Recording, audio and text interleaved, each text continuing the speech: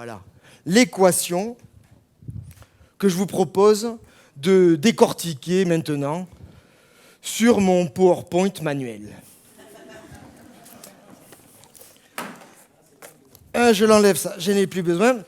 2 minutes, j'enlève tout ça et vous allez voir, je vais vous faire une équation extraordinaire sur les risques psychosociaux. Mais pour cela, il faut un peu quelques artifices tout de même.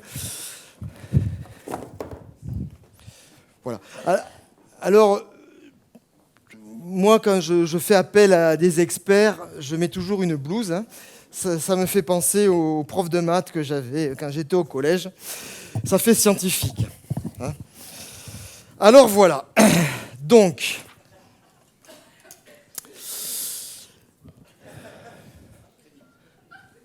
hein, là déjà c'est autre chose. Donc je vais vous expliquer ici sur ce tableau noir, sur ce PowerPoint manuel, les risques psychosociaux. Donc les risques psychosociaux, je vous l'ai dit, c'est une équation simple, c'est l'aléa multiplié par la vulnérabilité. L'aléa, c'est quelque chose contre lequel on ne peut rien. C'est un séisme, c'est une éruption volcanique, un tsunami, un glissement de terrain. Je vais vous le faire, le glissement de terrain. Là, imaginez, vous avez une falaise avec un bout de roche qui va se casser la figure. Bon. Alors, notre équation, c'est quoi ? R égale A+, l'aléa est fort, hein, d'accord, ça risque de se casser la figure, multiplié par la vulnérabilité, il n'y a personne dessous, c'est donc, hein, voilà, on s'en fout.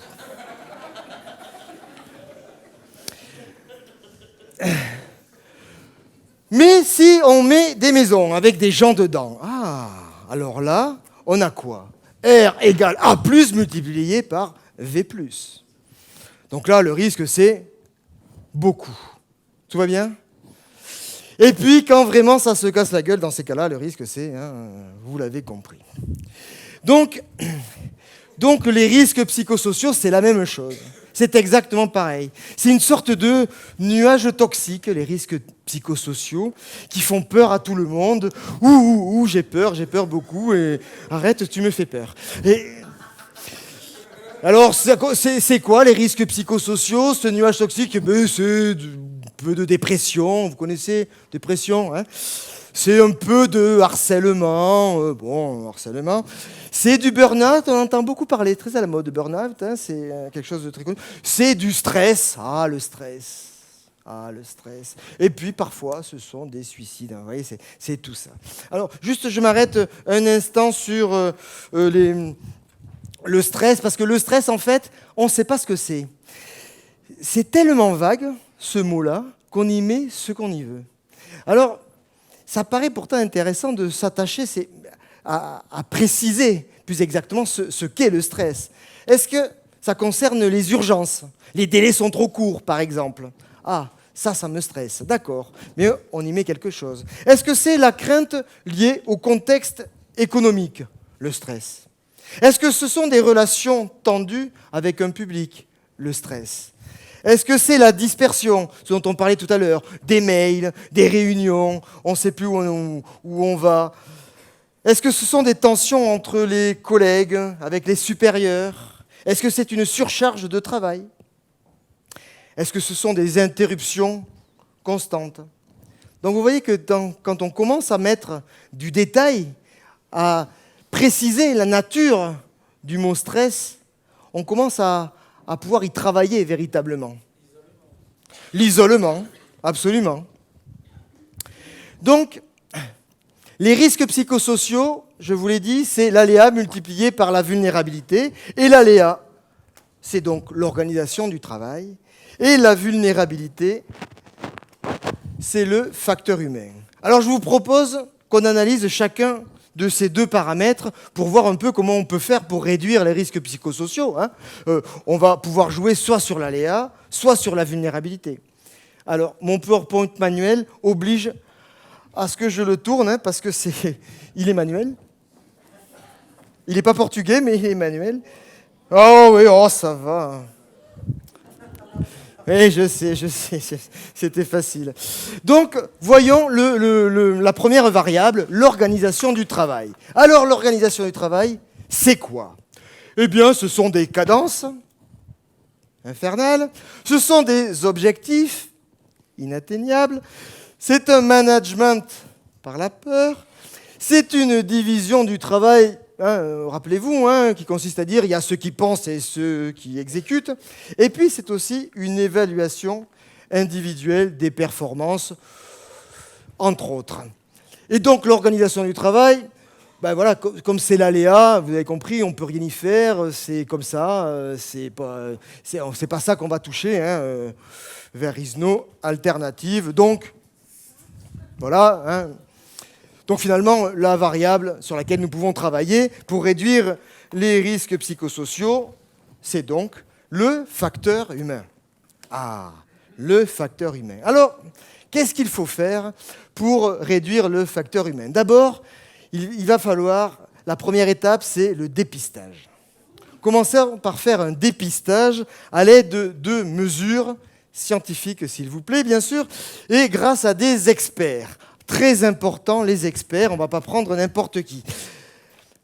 En 2008, je l'ai mis où mon ballon? Ah, il est là-bas. C'est un peu comme un doudou, excusez, mais comme vous êtes nombreux, un peu. Donc en 2008, le coach des Bleus, c'est Xavier Bertrand. Vous savez, il était ministre, l'ancien ministre du Travail de Sarkozy. Alors, on lui dit, les risques psychosociaux. Il a fait, donc voilà, bah oui, il connaissait rien, quoi. Il débarque là, on dit risques psychosociaux, il a dit c'est quoi, c'est une maladie? Non, bon. Et donc, si peut-être d'ailleurs. Et donc, il s'est dit bon, ben on va aller chercher des experts, ben, forcément. Donc, il va nous chercher deux spécialistes en risques psychosociaux. Et ce seront Philippe Nasse et il faut que décidément. Patrick Légeron et Philippe Nasse. Alors, il y en a un qui est psychiatre et patron du cabinet qui intervient sur les risques psychosociaux, qui s'appelle Stimulus. Ouais, c'est vrai, il s'appelle comme ça son cabinet. Donc lui, voilà, au moins on est tranquille, comme ça, si jamais il n'a pas de boulot, ben voilà, le ministre va lui en trouver. Et l'autre, il est statisticien et juriste. Alors c'est pratique parce que comme ça, au moins, l'équation, on va pouvoir la résoudre. Donc voilà, les 2 experts qui vont nous pondre le rapport Nasse et Légeron, sur lequel est basée toute l'approche des risques psychosociaux aujourd'hui encore. C'est le rapport principal de 2008, commandé, qui a été remis à Xavier Bertrand. Revenons à notre schéma. Donc, nos experts en risques psychosociaux vont faire donc du dépistage, et ça va consister en quoi? À faire d'abord un prélèvement sur l'atmosphère psychosociale de l'entreprise grâce à des enquêtes scientifiques. Et alors là, il en pleut des enquêtes dans les entreprises sur les risques psychosociaux. Il va s'agir aussi de faire du dosage sur les salariés afin d'évaluer le risque psychosocial de chacun d'entre eux. Et évidemment, vous savez, les politiques, elles sont bonnes dès l'instant qu'on a aussi un petit coup de prévention. Alors là, ça va consister en quoi? À apprendre les bonnes pratiques managériales à nos managers et les bonnes pratiques de soumission et de zèle aux subalternes. Et bien sûr, et ça c'est super important, on va mettre en place un dispositif d'alerte. Et là, chaque salarié est concerné par le dispositif d'alerte. Parce qu'il s'agira donc de cibler les populations vulnérables. Et là, chacun d'entre vous doit le faire. Autrement, c'est non-assistance à personne en danger. Vous devez désigner votre collègue que vous pensez être un peu pas bien, quoi. Vous devez le dénoncer. Oh non, zut, j'ai dit un gros mot. Parce qu'ensuite, il s'agira d'isoler les sujets faibles. Eh oui, parce qu'ils sont faibles. Alors, une fois qu'on a fait ça, qu'est-ce qu'il faut faire? Eh bien, c'est la phase tant attendue de désintoxication. Là, nous avons une batterie de mesures aussi importante qu'intéressante, avec les traditionnels antidépresseurs, hein, voilà. Mais également, petite nouveauté assez sympathique quand même, hein, la relaxation. Eh oui. Vous permettant d'avoir une zen attitude dans l'entreprise. Également, c'est aussi de nouveautés assez sympatoches, le numéro vert, avec son fameux ticket psy. S'il vous plaît. Et puis bon, pour les cas les plus touchés, évidemment, la maison de repos, appelée anciennement l'asile. Bien. Alors, nous avons plusieurs cas de figure. Une fois, le travail de désintoxication, l'étape de désintoxication effectuée. Eh bien, ça a marché. Ouais, yes, il est désintoxiqué, le gars. Et alors, il peut retourner au travail, content, joyeux, tout va bien. Voilà. Et puis, mais, parfois, ça n'a pas marché. On a tout fait pour le désintoxiquer, mais il est atteint trop gravement. Mais oui, il y a une phase intermédiaire, oui, il y a toujours une phase intermédiaire. Hein. Alors, cette phase intermédiaire, comment vous dire? Il y a un sas qui est prévu, tout particulièrement pour cette phase intermédiaire. Alors, dans ce sas, on met le sujet atteint, hein, qu'on n'arrive pas tout à fait à soigner, on ne sait pas trop. On ne lui donne plus de dossier, déjà. Il est demandé à ses collègues de ne plus lui adresser la parole. Hein. On l'appelle plus traditionnellement le placard. Voilà. Et alors, donc, une fois qu'on a tout fait, mais tout fait, quoi. Une fois qu'on en est là, qu'est-ce qui se passe? C'est une phase douloureuse, mais néanmoins nécessaire pour ne pas contaminer l'ensemble des collègues. Eh bien, il nous faut malheureusement passer à la phase d'élimination. Et alors là, on a pléthore de stratégies pour éliminer facilement les travailleurs gênants qui sont malades. Ah oui, il y a des boucles de rétroaction. Vous savez, dans tous les PowerPoint, il y a toujours des boucles de rétroaction. Ça fait intelligent. J'en ai fait aussi. Voilà. Ouais. Alors, on a un cas plus particulier où le sujet, conscient de l'irréversibilité de sa pathologie, de l'impossibilité d'être soigné, décide de lui-même de s'auto-éliminer. C'est ce qu'on appelle dans le langage préventif des risques psychosociaux le suicide. Ah oui, le suicide. Oui. Ah, c'est là que je ne voulais pas rentrer dans un système où la communication pouvait impacter le moral d'un certain nombre de personnes qui sont par nature fragiles. C'est qu'il faut marquer un point d'arrêt à cette mode du suicide qui évidemment choque tout le monde. À cette mode du suicide. Vous le reconnaissez? Hein? Didier Lombard, l'ancien PDG de France Télécom. La mode des suicides. Alors, c'est vrai, quand il a sorti ça, quand même, Didier Lombard, on s'est dit, mais de quoi il parle, quoi? La mode des suicides. On connaissait la mode des pas de def, mais la mode des suicides, franchement, ça nous avait complètement échappé. Mais en fait, qu'est-ce qu'il dit, là, Didier Lombard? Mais il parle du haut de sa classe sociale, quoi. Il méprise complètement les gens qui en arrivent à cet acte ultime qui est le suicide. Mon pote Francis dit toujours...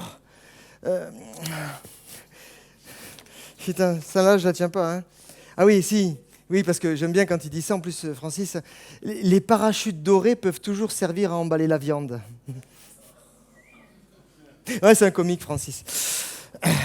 Donc les dégâts collatéraux ayant été actés, nos deux chapeaux, là, Nas et Légeron, quand il y a un suicide sur un lieu de travail, eh bien, ils préconisent quelque chose d'assez intéressant, c'est de réaliser une autopsie du défunt qui s'est jeté par la fenêtre, enfin, ou qui s'est pendu, qui s'est tiré une balle, etc. On va faire une autopsie.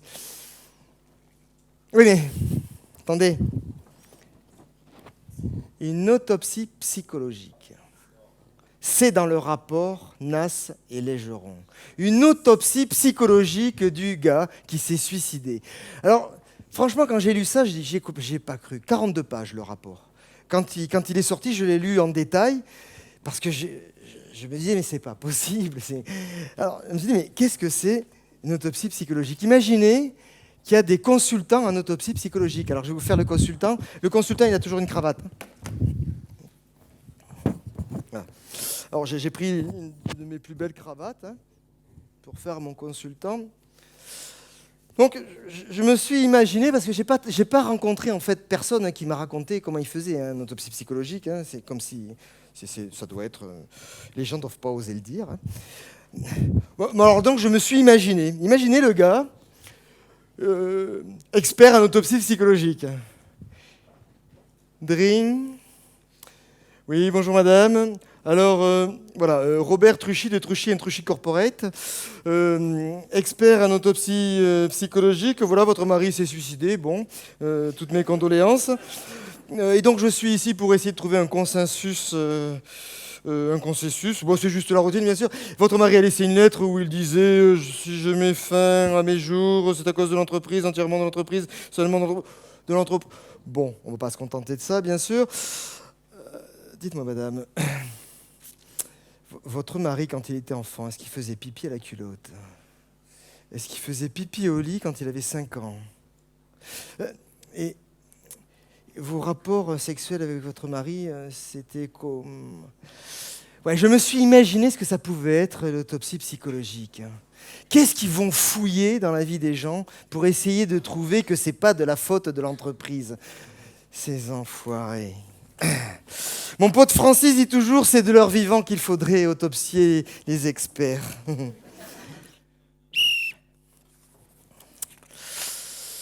Bon. Vous êtes sûr qu'il y a uniquement ça qu'il faut travailler là, dans l'équation? On ne pourrait pas revenir un petit peu sur l'organisation du travail, là, peut-être? Ouais. On pourrait peut-être se demander, quand même, si la question des cadences qui ont augmenté. Parce que je vous rappelle que les troubles musculo-squelettiques ont augmenté ces 20 dernières années, mais de façon considérable. Et c'est la preuve que les cadences ont augmenté. Contrairement à ce qu'on nous explique, que la mécanisation, la robotisation fait que maintenant, on n'a plus de pénibilité au travail, tout va bien. Parlez-en aux caissières de supermarché. Donc, une vraie question dont il va falloir se préoccuper dans le cadre de l'organisation du travail, c'est de travailler sur la question de la santé au travail. Un élément déterminant, c'est là-dessus que les syndicats doivent se bagarrer. En même temps, vous allez me dire, quand ils sont 7%, pour se bagarrer, c'est pas facile. Vous ne pensez pas qu'il faudrait peut-être s'inscrire dans les syndicats? Enfin, bon, je le dis comme ça. Les objectifs, de plus en plus dans toutes les entreprises, enfin pas dans toutes les entreprises, mais dans beaucoup d'entreprises, les contrats sont signés sur la base des objectifs. Dans l'éducation nationale, c'est en train d'arriver. On est en train de recruter des enseignants sur la base d'objectifs. C'était juste avant le gouvernement actuel, c'était l'ancien ministre de l'Éducation nationale qui voulait recruter les enseignants sur des contrats d'objectifs. Ça va venir, vous inquiétez pas. Alors que peut-être, ce qu'il faudrait travailler et discuter, c'est les conflits sur la qualité. Travailler le conflit sur la qualité, parce que chacun, je vous le disais, veut travailler en qualité, cette fameuse qualité empêchée, ces fameuses injonctions paradoxales, peut-être qu'il faudrait mettre l'accent là-dessus. Et le management par la peur. Depuis les années 80, depuis l'arrivée du système gestionnaire dans les entreprises, c'est récent, c'est les années 80, 90. Maintenant, ça se développe considérablement. Tout le management est basé sur la gestion, exclusivement. Moi, j'ai envie d'interroger l'espace public de discussion, l'espace de délibération, la démocratie dans l'entreprise. C'est d'ailleurs l'objet du dernier ouvrage de Christophe Dejour, dont je vous parlais tout à l'heure, qui nous parle de cet espace de délibération qui est une absolue nécessité. Parce que Cet espace de délibération, ça nous parle aussi de la société d'aujourd'hui, de comment on fait démocratie ici et maintenant. La division du travail, cette fameuse division du travail où il y a ceux qui pensent et ceux qui exécutent. Remettons au cœur la métisse, l'intelligence rusée, l'intelligence du travail. Parce que chaque travailleur, évidemment, met en œuvre son intelligence. Parfois, il ne peut pas la mettre en œuvre, et c'est pour ça qu'il tombe malade. C'est pour ça qu'il tombe dans la dépression. Parce qu'on a réduit ses marges de manœuvre et qu'il ne peut pas mettre en œuvre son intelligence au travail. L'évaluation individuelle des compétences, des performances, ça aussi, c'est quelque chose qui n'existait pas avant, ou très peu. On évaluait un collectif de travail. Là, maintenant, on évalue les individus. On les met en concurrence les uns avec les autres. Ça ne sert qu'à ça, l'évaluation, pas plus. Alors que ce qui serait intéressant, c'est de reconnaître l'échec, la reconnaissance de l'échec. Parce que travailler, c'est d'abord échouer. Vous savez, le petit enfant, quand il commence à marcher, d'abord, il se casse la figure, il échoue. Et puis, progressivement, il apprend de ses échecs. Si on valorisait la question de l'échec, si on reconnaissait que l'échec est une source d'avancée, peut-être qu'on arrêterait d'évaluer les performances individuelles qui ne servent finalement qu'à détruire les individus, parce qu'on n'évalue jamais le travail. On évalue les résultats du travail éventuellement. On évalue, l'évaluation, elle n'est que quantitative. Mais ce qu'on engage dans son travail, chacun, qui est capable de l'évaluer? Personne. Notre expérience, qui est capable d'évaluer notre expérience? Personne. Ça ne s'évalue pas. Donc, there is no alternative, bien sûr que si, il y a des alternatives. Le bouquin de 2 jours dont je vous parle, ça s'appelle Le choix. On a toujours le choix. Je retourne mon PowerPoint. Hop. Ah, elle m'a mis des marques là, c'est super. Merci Laura. Alors finalement, les risques psychosociaux. Ce mot, les mots sont des armes, je vous le disais. Risques, attardons-nous sur les termes psychosociaux. D'abord, vous voyez le terme de risque en lui-même, il induit un rapport hygiéniste, presque scientiste, qui nous amène à développer une équation. Ça nous embarque dans le domaine de la science dure. Alors que peut-être il nous faudrait parler de troubles, comme on parle finalement des troubles musculo-squelettiques. Et en bon français, vous savez, les mots composés, le premier mot indique le rapport de causalité. Donc vous avez compris l'astuce. Quand on parle de risques psychosociaux, ce qui est premier, c'est le psychisme des individus. C'est la psychologie des individus dans ces cas-là. C'est l'individu qui est responsable de sa propre souffrance. Alors moi, je proposerais plutôt qu'on inverse et qu'on parle de troubles sociaux, psychiques. Et là, on fait un véritable renversement sémantique, voire conceptuel, parce que là, dans ces cas-là, on indique que le travail, c'est sur l'organisation du travail qu'il faut le porter. C'est là-dessus qu'il faut fouiller, parce que c'est l'organisation du travail, comment c'est mis en place, cette organisation-là qui provoque de la souffrance psychique chez les individus. Peut-être que chacun d'entre nous, on a un travail à faire, à mettre ça au cœur des débats au sein de nos organisations de travail.